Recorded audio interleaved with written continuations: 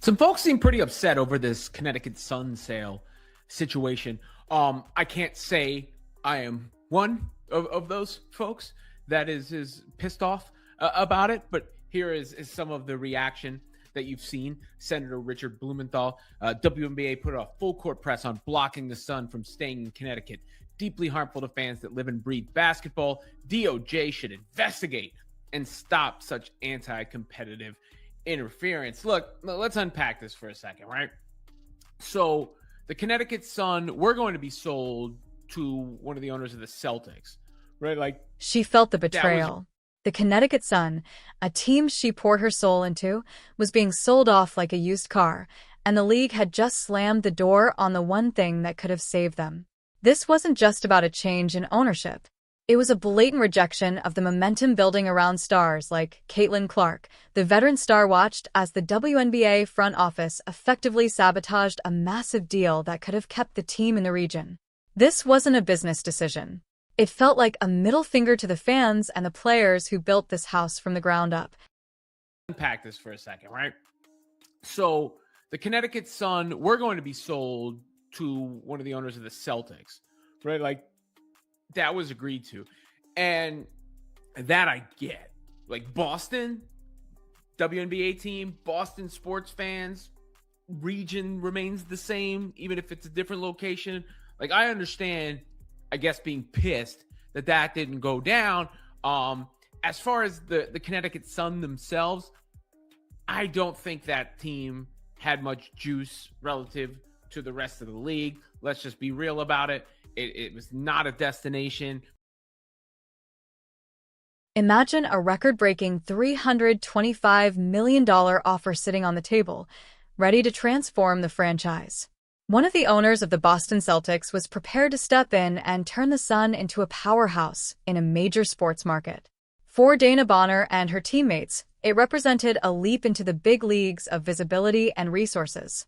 But instead of celebration, the league office delivered a cold, hard no. They claimed the move was an attempt to skip the line, ignoring the reality that the regional fan base was already there, hungry for a modern experience that matches the talent on the floor. It was not a destination. It was not one of those teams. You know, if you're another team, you get excited about playing. You're circling on the calendar. And the facilities were not up to par.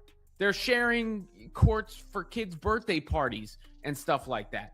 And in this new CBA, that's part of it, is making sure all the facilities are up to par.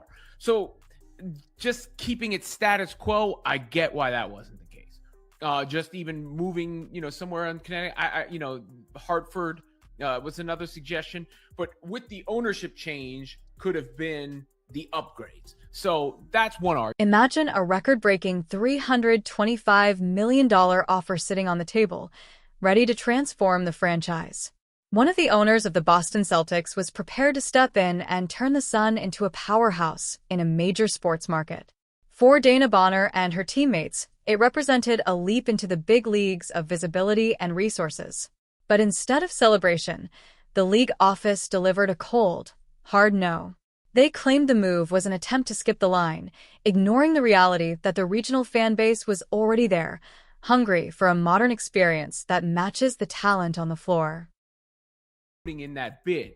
But you can see the other side of it as well if you're, I think, fairly looking at it. The WNBA's case would be that they tried to skip the line, more or less. That's essentially what they said. Sun ownership, however, initially reached a deal last summer to sell the team for a record $325 million, which, by the way, needs to be appreciated. I think that the price here is $300 million to go to Houston, to relaunch the Comets, which I haven't even mentioned up until this point. And there's some history there, of course. But just the fact that the Connecticut Sun are selling for upwards of... Instead of the Boston Dream, the league is pivoting toward a $300 million relaunch of the Houston Comets.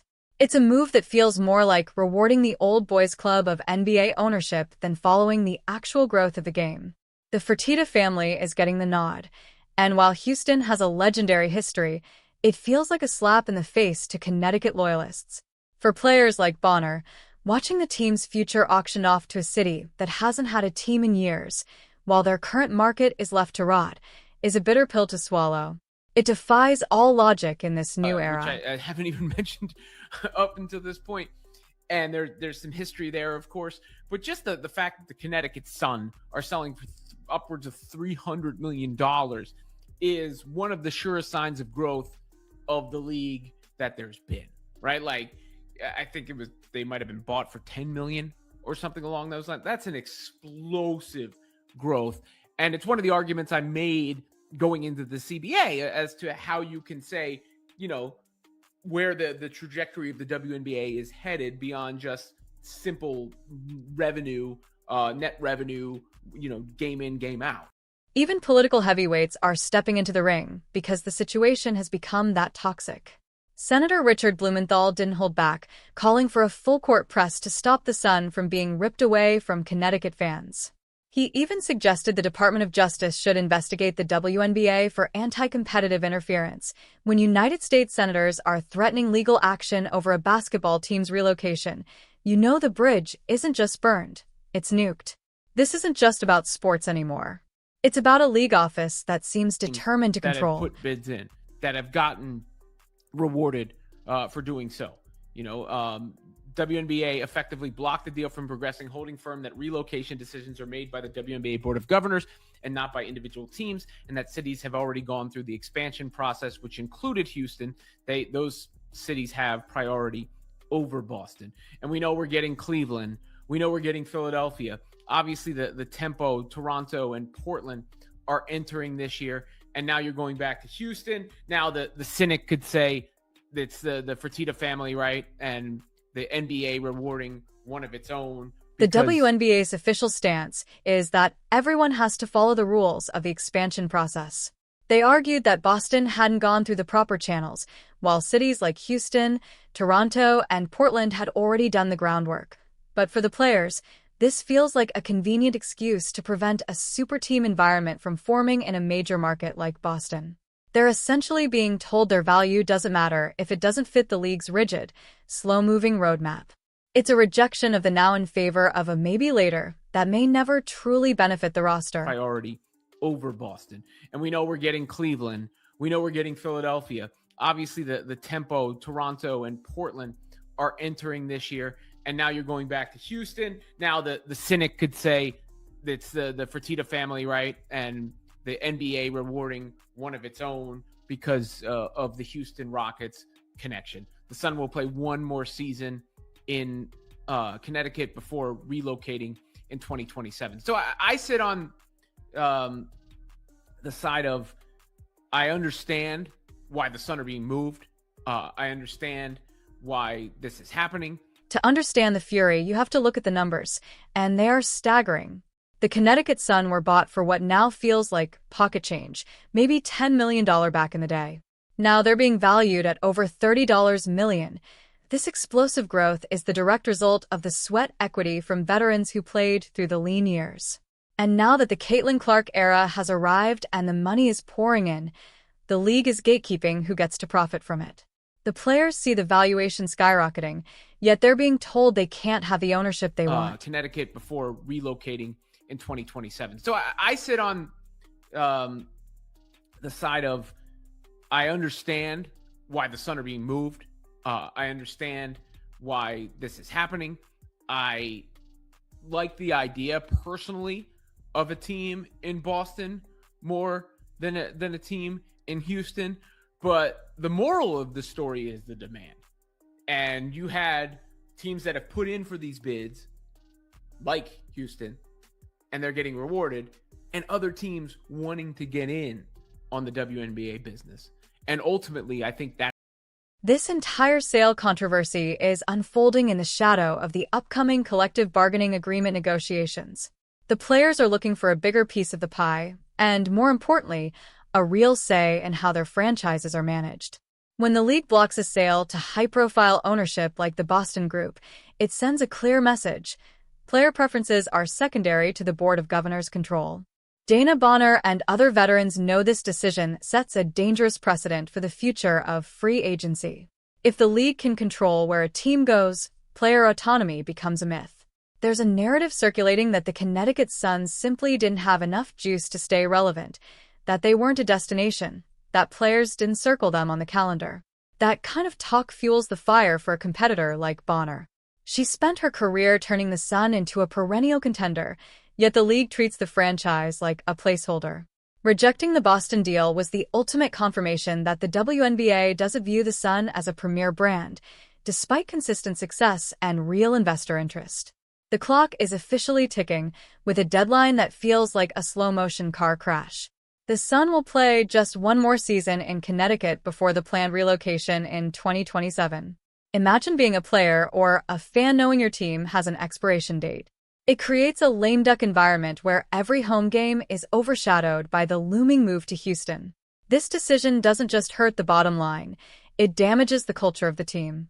The league is essentially telling fans in Uncasville that their loyalty is being traded for a shiny new market that hasn't proven it can show up. The accusation of anti-competitive interference is heavy, and it's sticking to WNBA leadership like glue.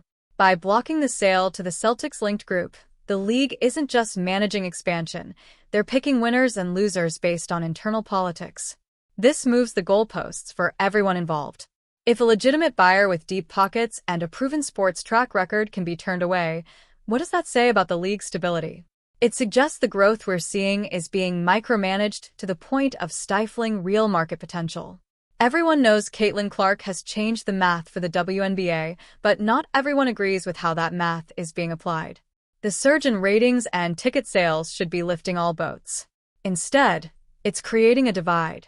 The league wants to use this momentum to launch new markets like Golden State and Toronto, but they're doing it by sacrificing established franchises. DeWanna Bonner and the Sun have become collateral damage in a league so focused on its new image that it risks discarding its foundation. For years, Connecticut fought against the small market stigma, proving they could compete with the league's giants. They built a winning tradition in a casino arena and often outdrew teams in larger cities. Yet the rejection of the Boston move shows the league still views the Sun through a narrow lens, not as a regional powerhouse, but as a problem to relocate to a traditional sports hub like Houston. Many see the move to Houston as a favor to Rockets owner Tilman Fertitta, raising uncomfortable questions about the WNBA's connection to NBA hierarchy. While the league claims independence, decisions like this suggest NBA relationships still hold major influence. For players, it feels like being moved around a chessboard to satisfy billionaires rather than grow the game, where the fans already are. There's cruel irony in the Sun being valued at a record $325 million while being told their home isn't good enough. That value exists because of the players and the local support, yet it's now being used to justify relocating them. The players created the value, but they're the ones being uprooted. The league's expansion queue is starting to look like gatekeeping. Cleveland and Philadelphia are entering the conversation, while Toronto and Portland are already locked in. But why should new cities take priority over a proven winner that simply needs a better arena and committed ownership? By forcing the Sun to wait, or move, the league is pausing the progress of a team ready to win right now. You cannot talk about this without talking about the fans in Connecticut. These aren't casual supporters, they showed up when the league struggled. Now that it's thriving, they're being told their team is leaving because a billionaire in Houston wants a new toy. It's a PR nightmare the league seems to be ignoring. Reviving the Houston Comets name carries nostalgia, but you can't build the future on nostalgia alone. Trying to resurrect a ghost by dismantling a current contender signals a lack of confidence in creating new legacies. The WNBA Board of Governors holds ultimate veto power, and by blocking this sale, they've stripped teams of agency.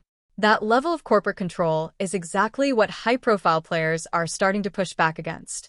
The new CBA requires better facilities, but instead of helping the Sun upgrade in Connecticut or move nearby, the lack of facilities is being used as justification to move them entirely. It feels like a trap. Set standards that can't be met, then use the failure as the reason to force relocation. Every time DeWanna Bonner steps on the court now, she's playing for a franchise told it doesn't belong. That chip on the shoulder is powerful, but exhausting. Players are being forced to fight for survival while competing at the highest level. The idea that Boston was skipping the line ignores the urgent need for professional environments. If an owner is ready to pay a record price and provide a world-class venue, why should they wait? This wait-your-turn mentality clashes with the fast-paced growth of the Caitlin Clark era. Ultimately, the Connecticut Sun sale isn't just a business transaction. It's a crossroads for the entire WNBA. It reveals a league struggling to balance corporate control with explosive, player-driven growth. DeWanna Bonner's fury is a symptom of a larger disconnect between the people who play the game and the people who run the business. As the league moves toward 2027, they must understand one thing: you cannot build an empire by rejecting the foundation that made you successful. The future is bright, but only if they